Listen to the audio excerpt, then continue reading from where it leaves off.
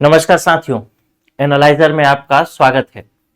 आज के इस वीडियो में हम देखेंगे कि पेपर 1 जो सीजी टेट का पेपर 1 होता है, पहली से 5वीं के लिए जो एलिजिबिलिटी टेस्ट होती है, या 6वीं से 8वीं पेपर 2 के लिए जो एलिजिबिलिटी टेस्ट होती है, उसके प्रश्न कहां से आते हैं। पिछले साल 2024 में जो एग्जाम हुआ वो कहां से प्रश्न पूछा गया, कौन सी किताब आप पढ़ेंगे तो उन प्रश्नों को 100% सॉल्व करने की स्थिति में रहेंगे।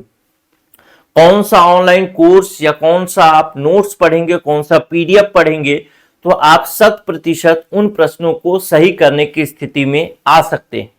चूंकि देखिए, सीजी टेट जो है एक बहुत ही गंभीर मुद्दा होता है जो शिक्षक भर्ती की तैयारी कर रहे हैं उन बच्चों के लिए।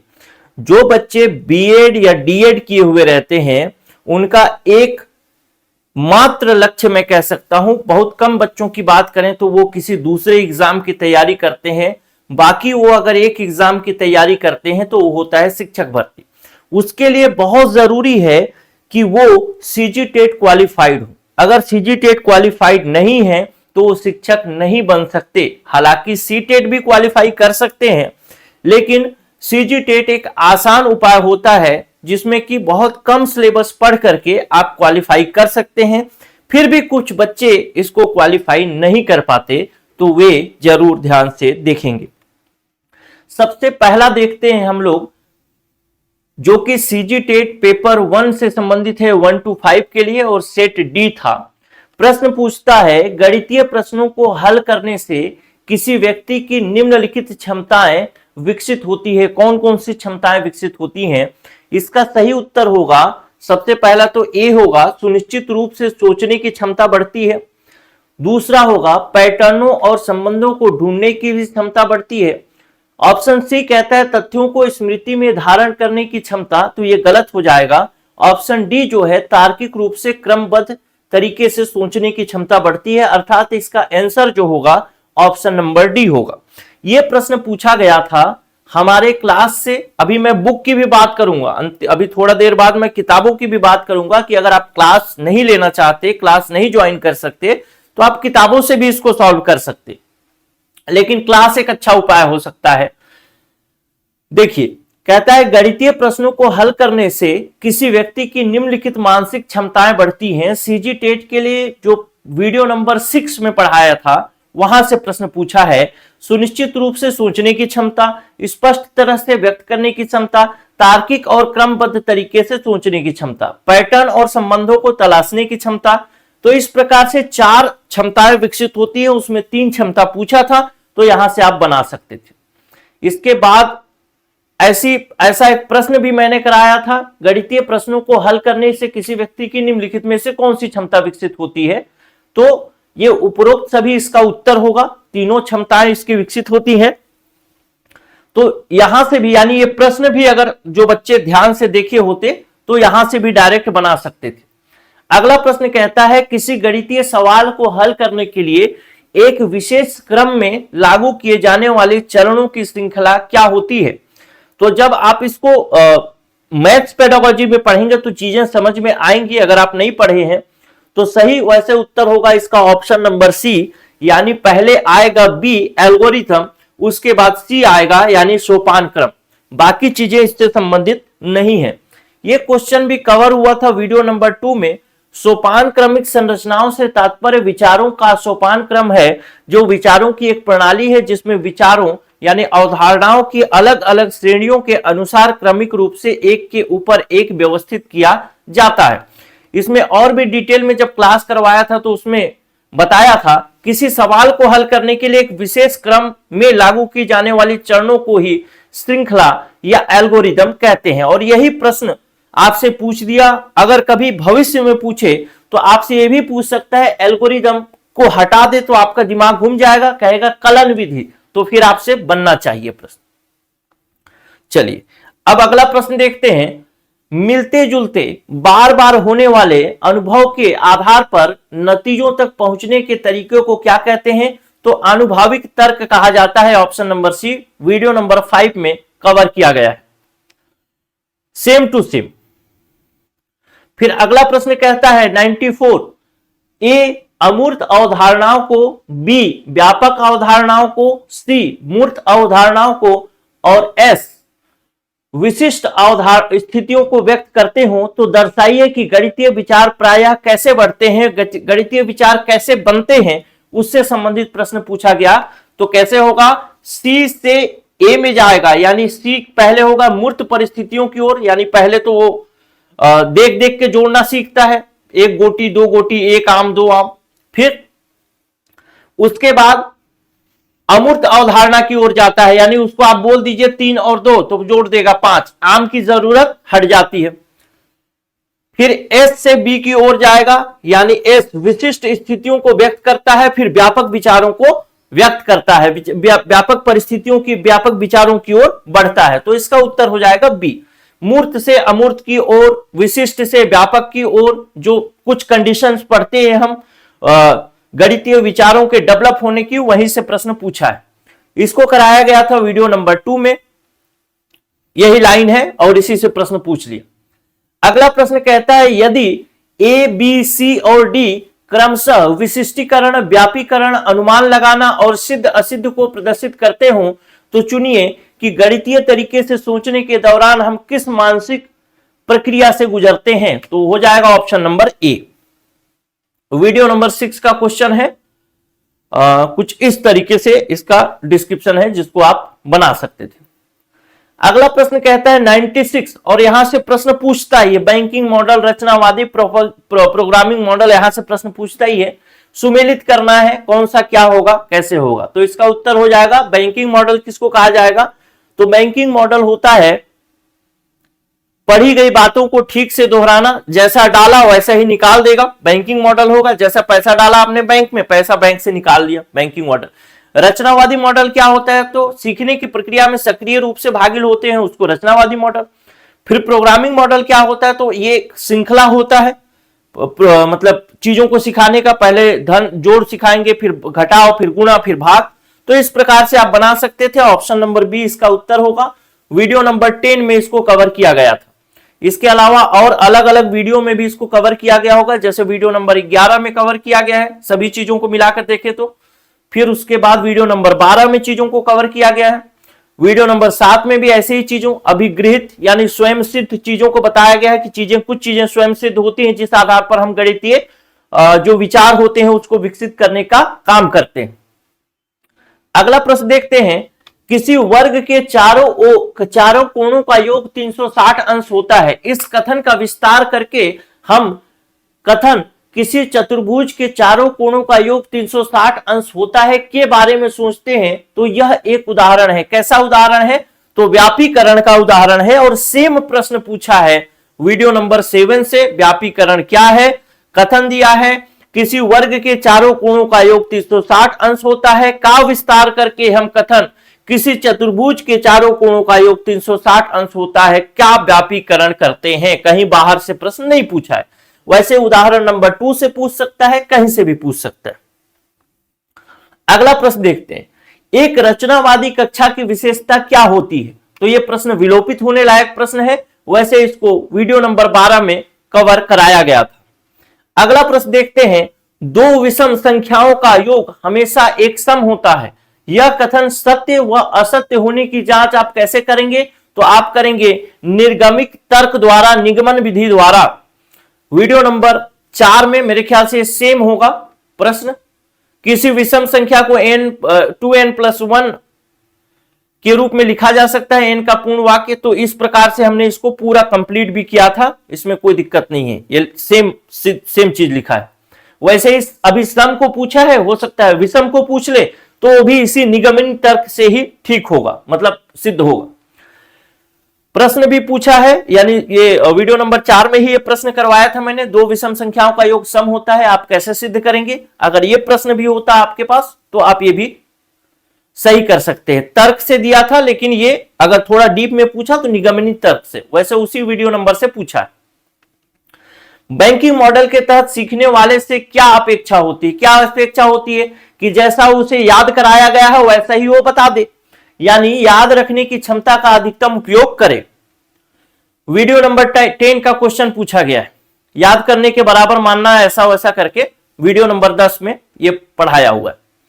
उसके बाद देखें रचनावादी कक्षा के संदर्भ में आकलन को कैसे देखा जाता है, तो इसका उत्तर होगा ए, यानी यह सीखने की प्रक्रिया को मार्गदर्शन देता है, और डी, सीखने की प्रक्रिया अनिवार्य हिस्सा है, बाकी चीजें बेकार हैं।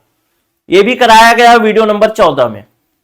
अगला प्रश्न देखते हैं, जोड़ की अवधारणा सिखाते समय सिद्धांत किस क्रम में आगे बढ़ना चाहिए। ये ठीक उसी प्रकार से प्रश्न है कि जब आप मूर्त से अमूर्त की तरफ सिखाते हैं, विशिष्ट से व्यापक की ओर सिखाते हैं बच्चे को, या सीखने की क्षमता विकसित करते हैं, वही वाला प्रश्न पूछा था। इसका उत्तर होगा डी, पहले ठोस, फिर चित्र, फिर प्रतीक चित्र, चित्र प्रतीक, फिर संख्या प्रतीक। वीडियो नंबर 2 का क्वेश्चन है, बहुत आसान प्रश्न आता है, लेकिन अगर आप पढ़े रहें तब। अगला प्रश्न देखते हैं 103, दिए गए कथनों में से कौन सा कथन सही है। पहला कथन कहता है प्रतिक्रियात्मक ज्ञान का संबंध किसी सवाल को हल करने की प्रक्रिया को जानने से है, बिल्कुल सही है।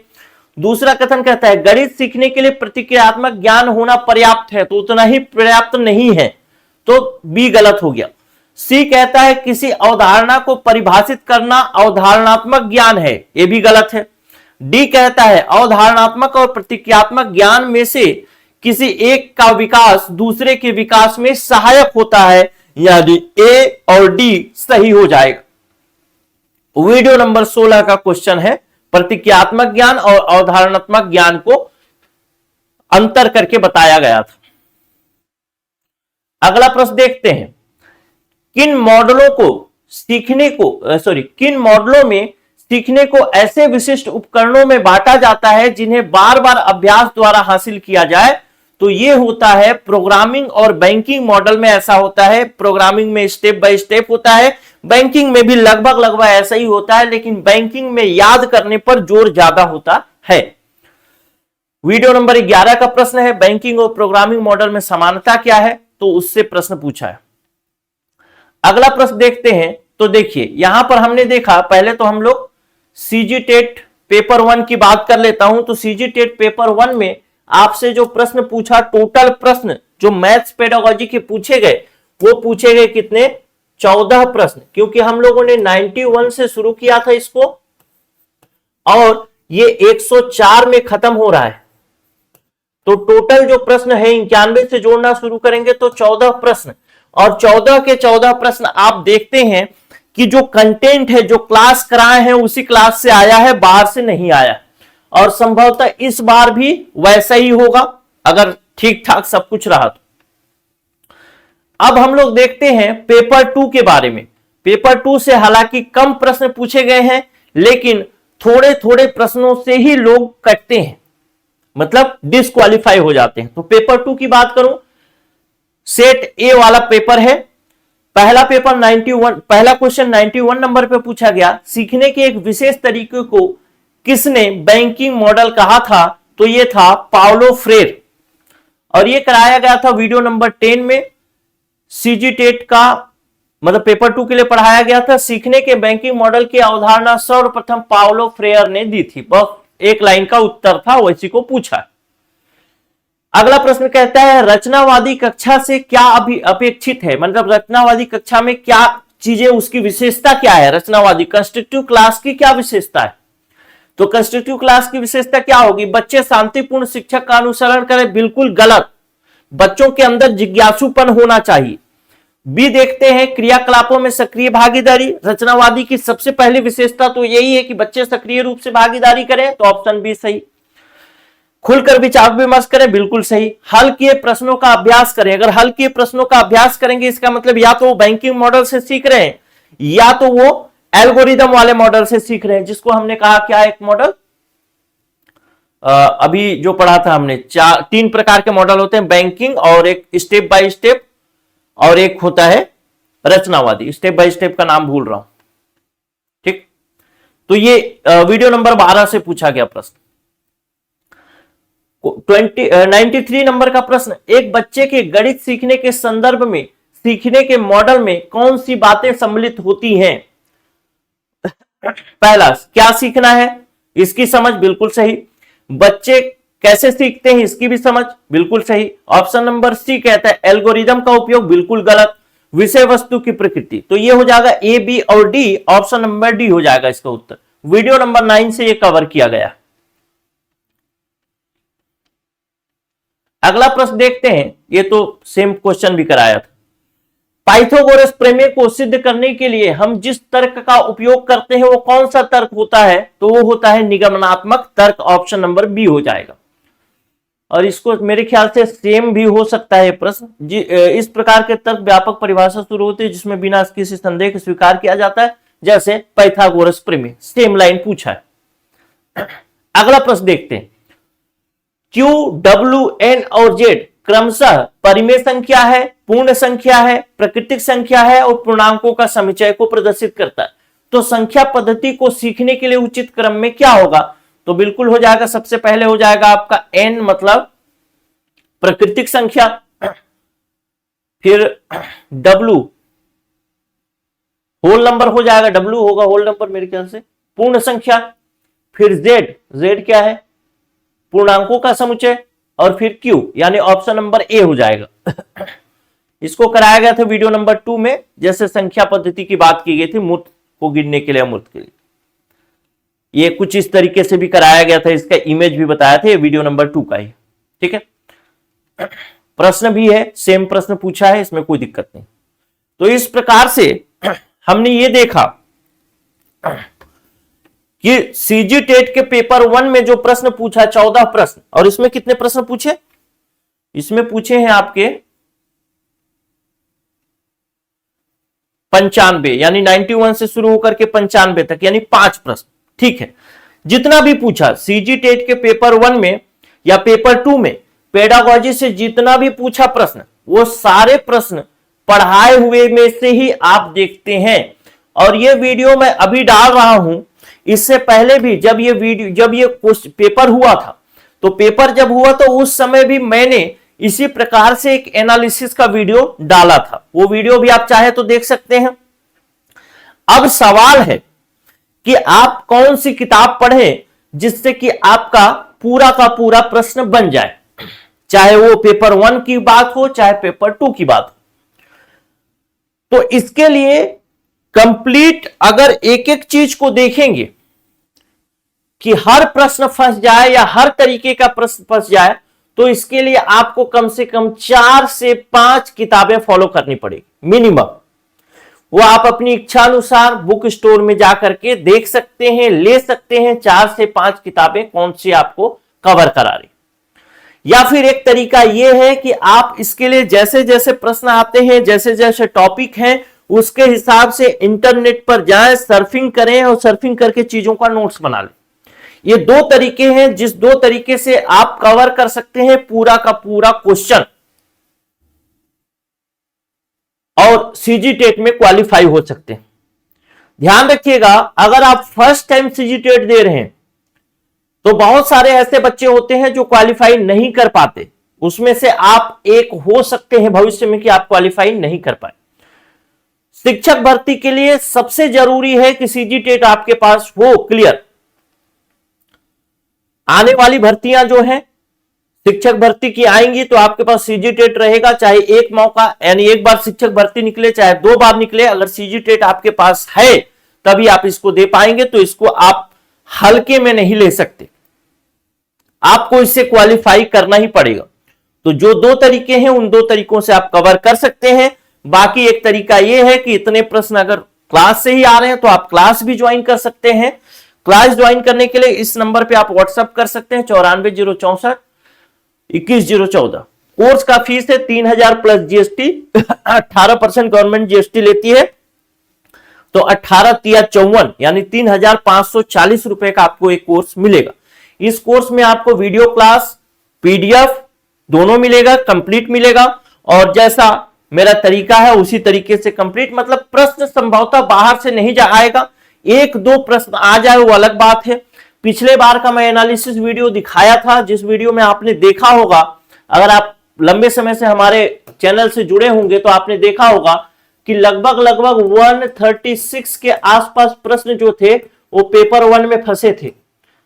और दूसरा कहें कि पेपर 2 की बात करूं तो इसमें दो था, एक तो था साइंस ग्रुप से था, तो साइंस ग्रुप से लगभग लगभग मेरे ख्याल से 135 या 134 प्रश्न फंसा था।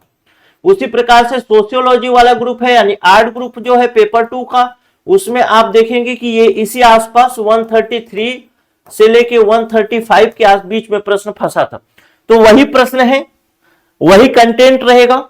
आप चाहें तो अपने आप को रिस्क में न डाल करके कोर्स भी ले सकते हैं। कोर्स में आपको पका पकाया एक ही जगह मिल जाएगा, समय कम है तो आप उसका सदुपयोग कर सकते हैं। हालांकि इस फीस में आपको थोड़ा बहुत और डिस्काउंट मिल जाएगा अगर आप इस नंबर पर व्हाट्सएप करेंगे। डिस्काउंट क्या है, अगर आप 3000 प्लस जीएसटी में करें तो 3540 रुपए होता है, तो इसमें माइनस आपका जीएसटी हो जाएगा, तो आपको ये मात्र और मात्र 3000 रुपए में ही उपलब्ध हो जाएगा। ठीक है, तो आपकी जैसी इच्छा, अगर आप बुक से करना चाहते हैं तो समय लगेगा, 4-5 किताबें पढ़नी पड़ेगी। अगर आप सर्फिंग करना चाहते हैं इंटरनेट से तो वो भी कर सकते हैं। तीसरा ऑप्शन जो मैंने कोर्स बता दिया, चूंकि प्रश्न यहीं से आ रहे हैं तो आगे भी आपको इसका लाभ मिलेगा। अगर तीसरे ऑप्शन पर आप जाते हैं, अर्थात अगर आप कोर्स लेते हैं, तो आपसे मेरा एक रिक्वेस्ट होगा कि अगर आप कोर्स ज्वाइन करते हैं तो ना तो कोई किताब पढ़ें और ना ही कोई और वीडियो देखें। इसको 100% दीजिए, आपका टेट क्वालिफाई हो जाएगा। अगर आप अपना समय किसी और क्षेत्र में लगाएंगे तो फिर बहुत मुश्किल होगा टेट क्वालिफाई करना। तो कोर्स लें तो ध्यान से पढ़ें, पूरा पढ़ें, मेहनत से पढ़ें। प्रश्न इतने तो आ ही जाएंगे जितना में आपको क्वालिफाई करना है। अगर 136 प्रश्न भी आए पेपर 1 में तो आपको केवल जनरल कैटेगरी से है तो 90 नंबर ही लाना था, उससे ज्यादा नंबर नहीं लाना था। तो 136 में से कुछ बच्चे 90 नंबर नहीं ला पाए, हालांकि 427 बच्चों के आसपास ने क्वालिफाई किया पिछले बार, लेकिन फिर भी उसमें से बहुत सारे बच्चे नहीं ला पाए। 136 नंबर आया फिर भी 90 नहीं ला पाए। या फिर अगर आप एसटी एसटी ओबीसी कैटेगरी से हैं तो आपको 75 ही लाना है, वो भी नहीं ला पाए। क्यों? कारण केवल यही है कि कोर्स तो ले लिया, लेकिन कोर्स लेने के बाद दूसरी चीजों में ध्यान लगाया, इसमें मेहनत नहीं किया, इसको छोड़ दिया, क्या पता वहां से आ जाए, वहां से आ जाए, ऐसा दिमाग लगाते हुए काम खत्म हो गया। नमस्कार।